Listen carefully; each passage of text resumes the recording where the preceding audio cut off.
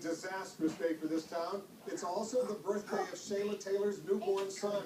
She was in labor while the tornado was ripping down the hospital's walls. All right, come here. She might have never gotten through it without 4 heroic nurses. The women had an emotional reunion today. The baby was there as well. So was our own Brian Todd. It was a moment I am sure, Brian, you will always remember. Absolutely, Wolf. You know, you were over at that medical center. You saw how decimated that building was. Windows blown out, entire walls ripped away. Well, we spoke to one woman who was in labor at the time that the tornado hit. And with the help of 4 nurses, even though she couldn't get out, she still rotored out.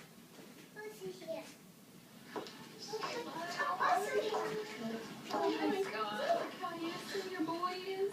A reunion that came seconds and inches away from never happening. 4 nurses from Moore Medical Center congratulate Shayla Taylor on her newborn son, Braden. 6 people with a bond that will last for the rest of their lives. As the tornado approached town, Shayla Taylor was in labor on the 2nd floor of the medical center. She was dilated, going through contractions, and she couldn't move. She'd had an epidural anesthesia, which meant that it numbed her enough that she couldn't walk. As the tornado bore down, the staff moved her to the hallway, then to the more solid, windowless operating room. The power was knocked out. It was too dangerous to move her anywhere else. Her baby was not doing the best, so I really needed a way to monitor her baby to see how the baby was tolerating the labor process, especially since she was so far dilated. So the only place to do that would be the OR. But within minutes, the hospital was hit with massive force. Now what do you think? Once I felt the floor start shaking, it feels like an earthquake, and I knew we were getting hit directly. Did you think at that moment that you and Braden could survive this?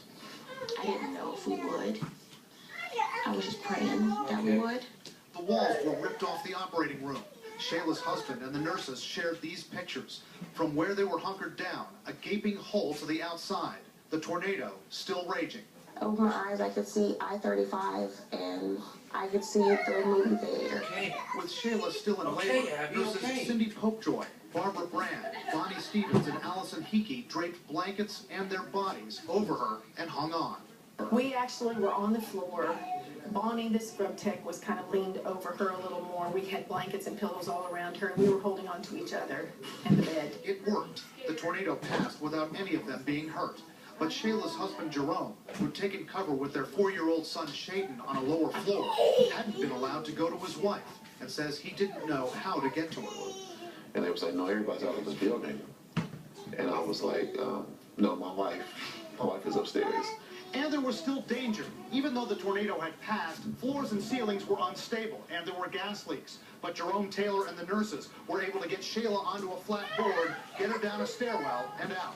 Shayla was taken to the Healthplex Hospital in Brooklyn. Within hours, Braden Emmanuel Taylor was born at a healthy 8 pounds, 3 ounces. What do you think of those nurses and what they did? Those nurses are amazing. You know, they're definitely doing the job that they were called to do. You know, to put my life before theirs. I know that's what you're supposed to do. You know, as a nurse, I went to nursing school, so I know that's what you're supposed to do. But to actually see them do it, and to be more concerned about me than them, I know that they're definitely doing the job that they're called to do. As for this tiny troublemaker, He probably will sleep through anything now. He did sleep through that.